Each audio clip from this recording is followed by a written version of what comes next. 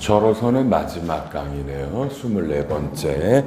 동영상 들으시는 분들은 뒤에 8시간이 추가가 있습니다. 결손금부터 유동화 전문회사 소득공제, 토지 등 양도 차익에 따르는 법인세, 미환류 소득에 따르는 법인세, 법인세법의 외국납부세 공제, 조세특례제한법에 수없이 많은 감면과 공제, 최저한세 8시간 동안 훌륭 설명했고요. 고용증대 통합고용세액공제 무지하게 자세하게 설명했어요. 뒤에 거 다 보시고요. 특별히 고용증대 통합고용세액공제는요. 제가 이건 별도로 8시간짜리 수업이 따로 있습니다. 이 고용증대 통합은 무지하게 어렵습니다. 그래서 8시간 내내 인원만 떠들었어요. 그러니까 8시간짜리 수업이 많아요. 우리 연간회원님들.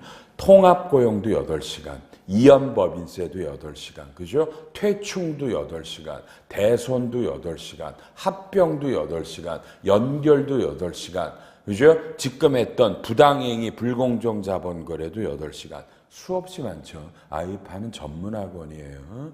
여러분, 그러니까 굉장히 많죠. 그래서 가끔 보면 수강생들이 왜 이렇게 수강생이 없네. 저희 아이파는 온라인 전문학원이에요.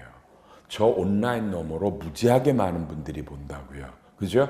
요새 분들은 이렇게 직접 와서 뭐하러 들어? 집에 가서 편하게 거대한 화면 틀면 너무 좋잖아. 그죠? 그러다 그렇게 들어요. 그렇게 들어요. 다른 학원은요. 온라인 강의가 없으니까 그 학원을 가는 거예요. 알아요? 다른 학원은 이런 온라인 수업이 없어요. 그러니 그 비싼 돈 내고 그냥 아유 몰라 내가 다른 학원 욕할 때야 지금. 그죠?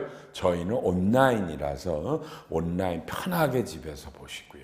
알았죠? 많은 강의들이 있습니다. 읽어보시면 됩니다. 좀 전에 쉬는 시간에 상담이 하나 왔는데 제가 답변을 이렇게 했는데 여러분 봐요. 질문은 우리 좀 전에도 아까 재평가 모형 기억나죠? 토지를 재평가, 페어밸류 구해가지고 토지와 재평가 잉여금 OCI 잡고 이연법인세 부채 잡았죠. 그러면 그때 그 페어밸류가 대부분은 감정평가법인이 해주는 거니까 돈을 주죠. 감정평가법인에 수수료를 주고 토지의 페어밸류를 구했어. 그게 매입세 공제가 됩니까? 제 대답은 저는 부가가치세 상담을 안 합니다. 진짜야. 저는 부가세 상담 안 해요. 저는 양도세 상담 안 해요. 저는 종합소득세 상담 안 해요. 저는 원천세, 연말정산, 일반회계기준, 국제회계기준, 그죠? 법인세법, 상법을 상담합니다. 부가세, 종합소득세 이런 거 상담 안 해요. 제 탓 아니고요. 그렇죠? 제가 다 잘할 수는 없잖아. 근데 질문 받으니까 저도 궁금하네. 원래 부가세는 토지 관련된 거 매입세 공제가 안 되거든요. 근데 이게 토지를 재평가하기 위해 감정평가법인에 이게 매입세 공제냐 안 될 거냐. 이건 국세청의 유권 해석이 있기 전에는 누구도 얘기할 수 없는 거예요.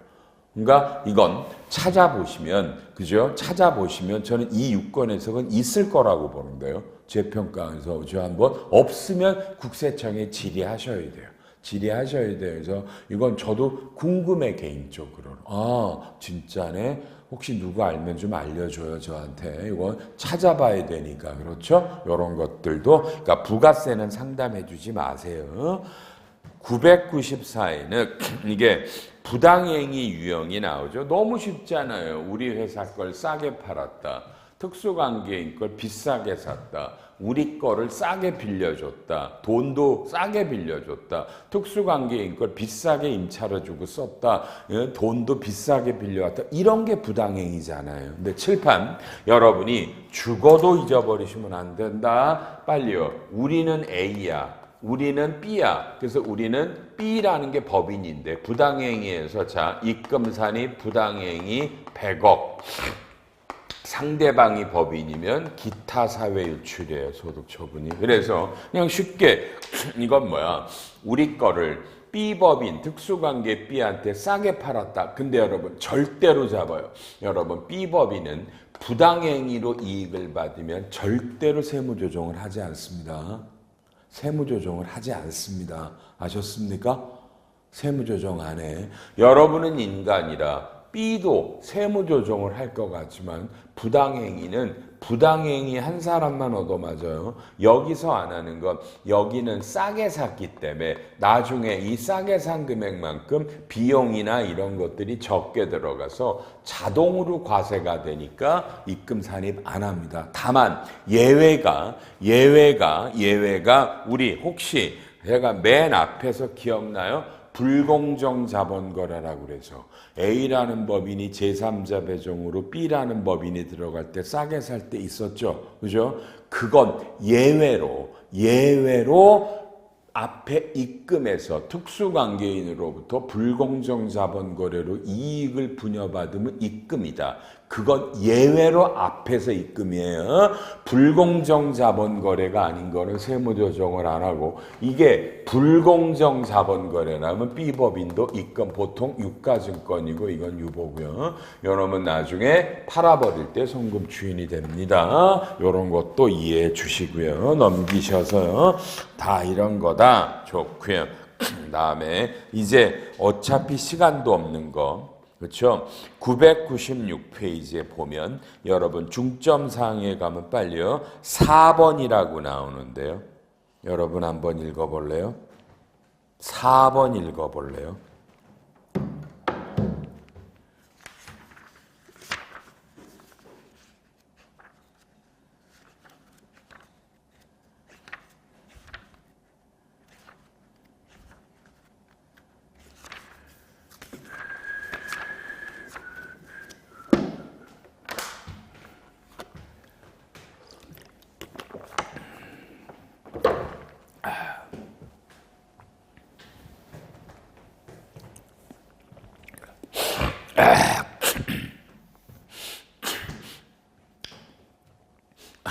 시간이 얼마 없어서 그냥 바로 강의를 하겠습니다. 갑니다.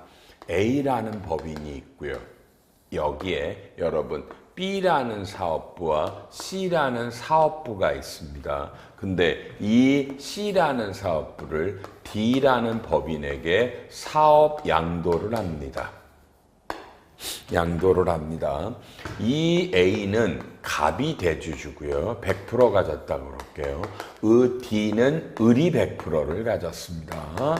그러면 여러분 이 A와 D는 특수관계죠. 왜요? 이 을이 보나마나 갑의 자식일 테니까. 이건 어떤 생각이 들어요?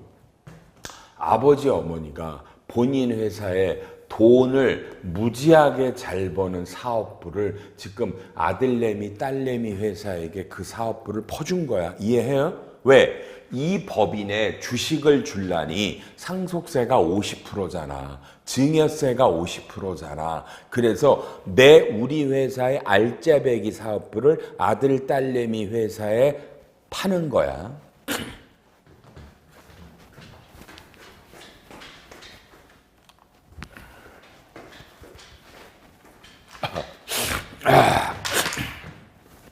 자,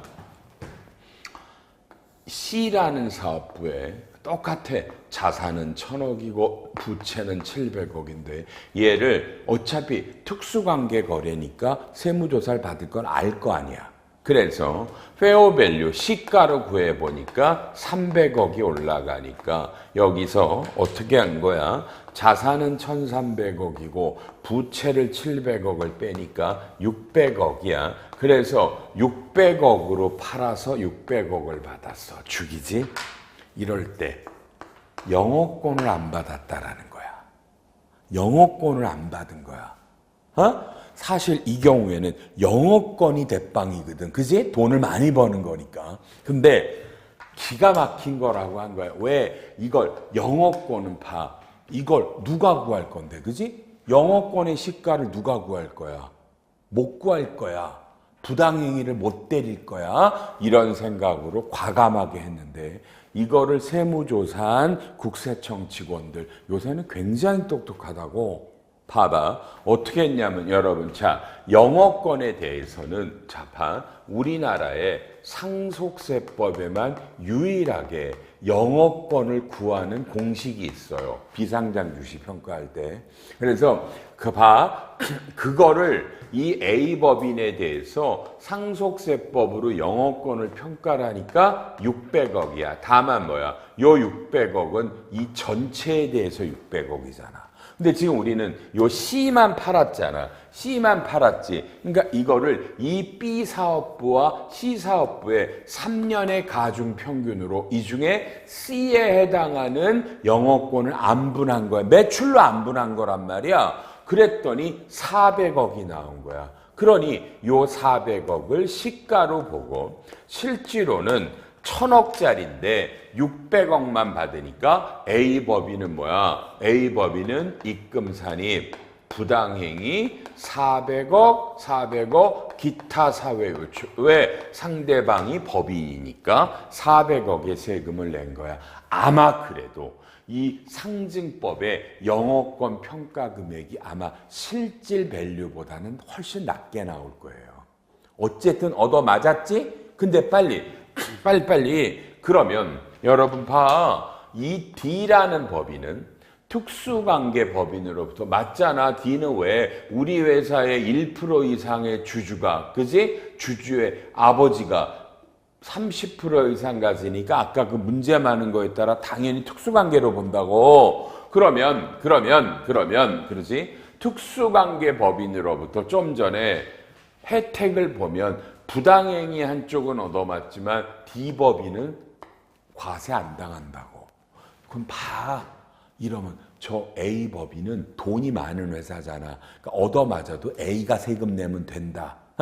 아들, 딸내미는 기가 막히다 했는데 뜻밖의 여러분이 지금 저랑 마지막에 배워야 될 게 뭐야? 여러분 상속세법 45의 5조.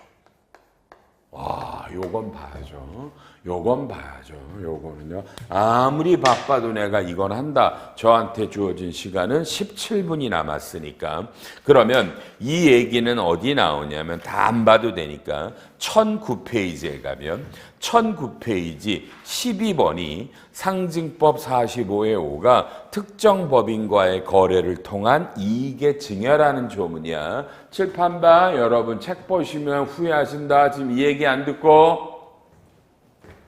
A라는 법인은 갑이라는 분이 100%의 지분을 갖고 있다. 을이라는 분이 갑의 아버지인데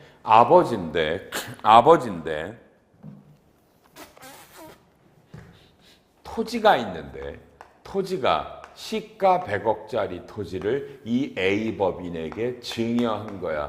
회계 처리는 여러분 배웠지, 여러분. 자본잉여금으로 한다라고. 입금산입이야. 그래서 이랬을 때 A법인은 입금산입이 100억이지 회계가 이걸 자본잉여금 잡아서 여기는 그러니까 법인세는 얼마 19% 내고 지방세는 1.9에서 그지 20.9억의 세금을 냈어. 근데 우리나라 세법은 여기서 이 법인의 갑을 지배주주라고 불러.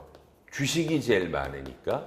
그래서 이 사람이 지배하는 이 A법인을 특정 법인이라고 불러. 그리고 이 아버지를 이 지배주주의 특수관계이냐. 이 특수관계에는 당연히 상속세법이야. 그냥 친족, 아빠, 엄마, 할머니, 할아버지, 아들, 딸, 손자, 손녀, 형제, 배우자 이러면 특수관계이냐. 그래서 우리나라 상속세법은 뭐라고 써 있냐면 지배주주의 특수관계이니 이 지배주주가 지배하고 있는 특정 법인에 이런 여러 가지 재화나 용역을 무상으로 주거나 또는 이걸 싸게 팔거나 또는 이 회사 걸 내가 비싸게 사주면 이걸 이분이 직접 이 갑한테 증여한 걸로 봐서 갑한테 천문학적인 증여세를 때린단 말이야. 이게 상증법 45의 5조야. 그럼 여러분 증여세가 얼마 나오는지를 보여줄게. 여러분은 그냥 쫓아와봐. 먼저 이 거래로 여러분 A법인이 낸 법인세는 얼마야? 법인세. 제발 20.9라고 그러지 마. 지방세 빼고 법인세만. 19억 냈지? 19억 냈지? 환장하겠어요. 그러면 실제로 빨리 A 법인은 얼마를 증여받은 거야? 빨리 얼마를 증여받은 거야?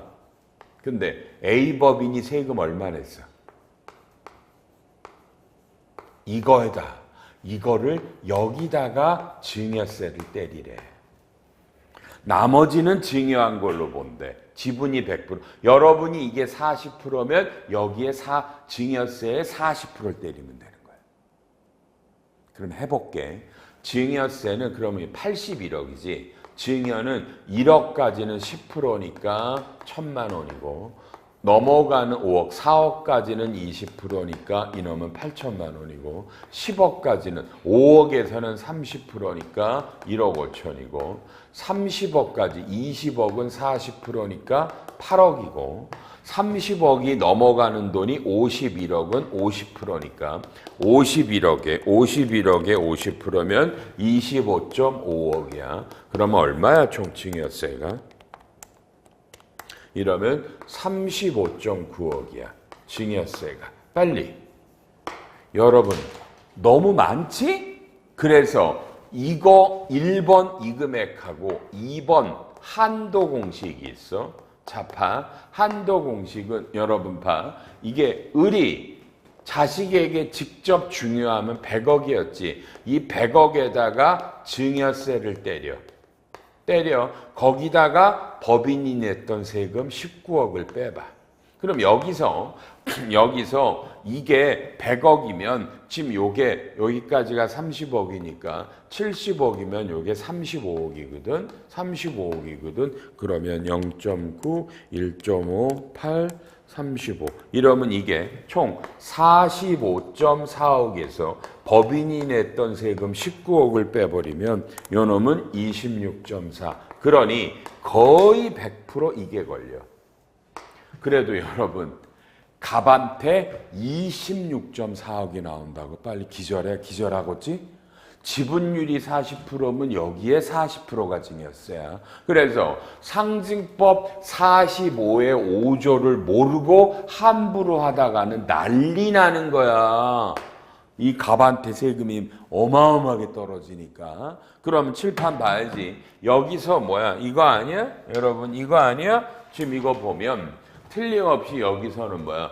을이 지배주주고 특정 법인이고, 그지? 여기가 특수관계 법인이야. 그러니까 이 지배주주의 특수관계인인 A 법인이 물건을 파면서 지금 얼마를 싸게 팔았다라는 거야. 400억이지? 400억이니까 요 400억에 따라 상증법 45의 5에 따르는 어마무시한 증여세가 을에게 때렸다라는 게 그게 아까 그 판례입니다. 알았습니까? 그래서 45의 5조를 모르고 여러분이 뭐 하면 여러분은 그냥 죽는 겁니다. 이건 진짜. 그래서 개인적으로는요. 전세법 조문 중에 상증법 45의 5가 저는 개인적으로 가장 중요한 조문이라고 봅니다. 알았습니까? 혹시 아니 말했으면 끝장을 봐야 될 거 아니야. 끝장을 그지 여러분 그지? 끝장을 봐야지. 빨리 칠판 오세요. 제가 혹시 여러분에게 이런 얘기 했어? 기억나? 첫날인가에 아들내미 딸내미가 각자 500만 원 내서 자본금을 1,000만 원을 만들고 그지? 각자 지분율이 50%고 아빠 엄마가 한 40억을 내서 회사에 가수금 차입금을 띄워서 일부 차입해서 토지 건물을 사서 임대 줘서 이 사람들이 월급 가져간다 그랬지. 맞아? 이럴 때 뭐야? 이 갑과 을이 지배주주고 이 법인이 특정 법인이고 내 갑과 을의 특수관계인인 아빠 엄마가 이 특정 법인의 40억을 무이자로 빌려줬죠. 그죠? 여러분 이게 여기에 어디 걸려? 여기에 요게 재화나 용역을 무상으로 주는 건데 돈을 빌려주고 이렇게 무상으로 빌린 거가 무상으로 빌려준 게 용역의 무상에 걸려서 증여세가 걸려요. 그러면 문제는 시가가 나와야 될 거 아니에요. 여러분 이제 하지만 우리나라의 당좌 대출 이자율이 4.6%죠. 4.6%면요. 40억에 4.6%면 이게 1년에 이 두 분이 1.84억을 준 건데 이게 지분율이 각자 50%니까 나누기 2하면 이분들은 9,200만 원의 증여를 받은 건데요. 여러분 상증법의 45의 5는 무조건이 아니라 이 지배주주가 증여받은 이익이 건당 1억 원이 넘을 때만 증여세를 때려요. 근데 지금 이 경우에는 얼마를 증여받았다고 그러는 거야? 그러니까 각자 20억씩 빌려줬다고 보고 시가가 9,200이죠. 1억 안 넣었죠. 그래서 40억. 그러니 보통 맥시멈 가면 한 얼마 한 43억 정도를 찔러 놓도 요게 1억이 안 되니까 증여세가 그래서 100억 200억을 못 쏘는 거예요. 증여세가 나오니까. 이런 게 기가 막힌 건데 여러분 이런 것도 알아놨어요. 여기까지 해드려서 다행이고 남은 8분 동안 가지급 인정이자를 하죠. 가지급금 인정이자는 어디 나와요? 자기 주식은 다 아시니까 다음에 쭉쭉 가서 지금 여러분 일반회계 기준할 때 강의한 것 중에 지금 여러분한테 빼는 것도 무지하게 많아요. 연관위원님들 다시 아직 혹시 우리 연간 프로그램 중에 부당행위 계산과 불공정 자본거래라고 8시간 시간이 강의가 있다고 그랬죠. 아까 그거 아직 안 들으셨어요? 진짜? 그거 듣지 그래요. 그거 보면 8시간 내내 부당행위와 불공정 자본거래와 자기 주식을 떠들어요. 알았어요? 8시간 동안 들으세요. 이연법인세도 들으시고요. 그 8시간짜리도 들으세요. 오케이? 그러면 지금 여러분에게 안 해드렸던 거 다 할 거고요. 가지급 인정이자는 특수관계인에게 여러분 그죠? 기억해야죠. 빨리요. 인정이자는 업무 무관이든 업무 관련이든 그냥 특수관계인에게 빌려주는 것 이 인정이자는 무조건 걸려요. 기억해요. 특수관계인에게 돈을 빌려주는 거, 대여금 또는 물건 팔고 못 받은 거, 채권이 오래된 거, 다 가지급금인데 업무와 관련이 있든 없든 여러분 무조건 이 가지급금은 인정이자를 잡아요. 세법에서 일정한 이자를 안 받으면 부당행위라는 거니까 우리가 1041페이지에 보면 어쩌고 저쩌고 그죠? 그래서 뭐 위에서 둘째 줄에도 대여금이 자금을 대여한 법인의 매출이나 수익 증대는 별도의 기여를 못하고 주로 자금을 지원을 받는 특수관계인의 순수한 운전 자금으로 사용되면 업무 무관으로 봐야 되나 반대로 대여금이 자금을 대여한 법인의 매출이나 수익 증대에 기여할 목적이고 저쪽에서 이거를 이런 업무랑 관련되게 쓰면 관련이 있다. 대법원 판결. 그러니까 여러분 꽤 많은 경우에 뭐라 그랬죠? 꽤 많은 경우에 뭐다 그죠 여러분요? 업무 관련으로 인정하고 있어요.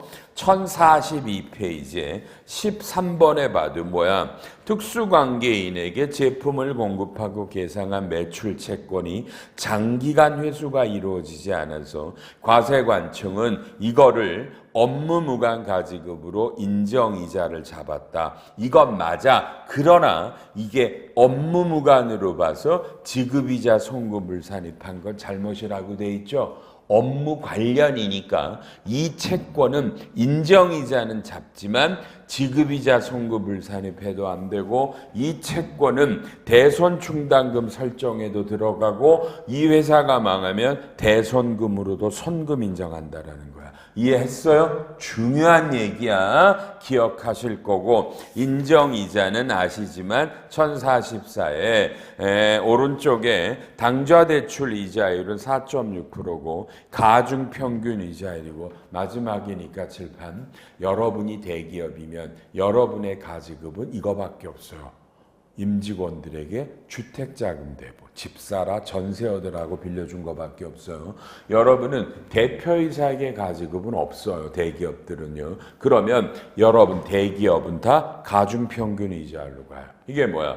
우리 회사가 현행 빌려오고 있는 평균 이자율이에요. 왜냐하면 당좌대출 이자율은 4.6%인데 여러분의 가중평균 이자율이 만약에 3%다. 그러면 돈 빌려주고 3%만 입금 산입을 하니까 더 싸잖아. 그래서 중소기업은 가중평균 이자율이 4.6%다 넘기 때문에 가중 당좌대출로 하지만 여러분은 가중평균이니까 돌아가셔서 우리 회사에 가지급이 있나 없나 보시고 이게 업무 무관이냐 관련이냐 보시고 다만 임직원에게 주택자부 대부하신 건 여러분 이건 무조건 업무 무관이에요. 지급이자도 부인되고 대손충당금 넣으시면 안 되고 임직원이 망해서 돈 못 뽑아도 송금 안 돼요. 인정이자도 그럼 여러분이 회사가 인정이자를 뭘로 신고했나 보려면 마지막 페이지 서식 1060페이지에 보면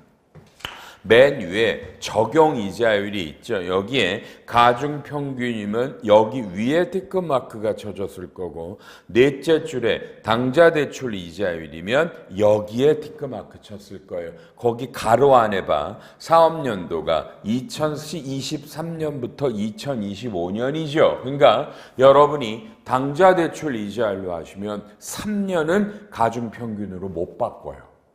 그리고 3년이 지나면 2026년이 되겠죠. 그때 다시 가중으로 할 거야, 당좌로 할 거야. 가중 평균은 1년하고 그 다음에는 당좌로 갈 수 있는데 당좌를 설정하면 3년은 못 바꿔요. 그래서 요렇게 이 금액만큼을 받았나. 그런데 여러분이 가중평균 이자율이 3%인데 직원에게 이자를 1%만 받았다. 2% 안 받았잖아. 그럼 이게 부당행위라 입금사립 인정이자 금액이고 상여고 본인들은 근로소득으로 과세돼요. 안 어렵죠? 기부금은 안 할게요. 어렵지 않아서. 이러면 제가 앉아 계신 분을 모시고 하는 강의는 여기까지고 뒤에 가서 8시간이 붙어 있고 앉아 계신 분들은 교육팀에 전화해서 그때 앉아서 들었던 사람입니다. 8시간 열어주세요. 그러면 당연히 열어드릴 거고요. 그 8시간 말고도요. 여러분 앉아서 들은 분은 지금 배웠던 거 총 32시간 강의가 무료로 온라인으로 제공됩니다. 아이파 좋은 학원이죠. 사람이 없을 뿐이야. 사람이 온라인이 많고요. 이렇게 해서 저도 큰 걸 했네요. 그러니까 올해 이 강의가 너무 늦게 찍혔어요. 그래서 2025년에는 웬만하면 12월에 다 녹화를 해드릴 거를 약속을 합니다. 여러분 열심히 공부하고 언제든지 질문해 주십시오. 알았죠? 저 개인적으로도 오늘 굉장히 뿌듯하네. 제 평생 강의를 하면서 이렇게 충실하게 IFRS 회계하고 이렇게 많은 여러 가지 얘기를 떠든 건 제 평생 강의 중에 처음이네요. 대부분은 굉장히 제가 해드렸던 말 중에 대부분은 안 했었어요. 새롭게 강의한 내용이 굉장히 많아서 주변에 친구들이 있으시거나 하시면 이 강의를 한번 들어보라고도 추천해 주시고요. 상담 기다립니다. 앉아서 들으셨던 분들 너무너무 고생 많으셨습니다. 올 한해 무탈하시고 온라인 보시는 분도 계엄이나 탄핵이나 이런데 너무 우리 빠지지 맙시다. 알아서 되겠지 뭐 그죠? 좋게 되고 우리나라 좋은 일이 막 지금 말 잘못하면 싸우더라고 그죠? 윤석열 씨를 잡아넣어야 된다 안 된다 그러면 막 눈빛이 야 살벌해. 말 잘못하면 맞을 것 같잖아. 그죠? 우리 대화 도중에 정치 얘기하지 말고 즐거운 얘기나 하고 저랑 상담하고 아셨죠? 언제든지 상담해 드립니다. 온라인 보시는 분은 8시간 더 들어야 돼. 인사합니다. 저는 24시간 강의를 마감합니다. 감사합니다.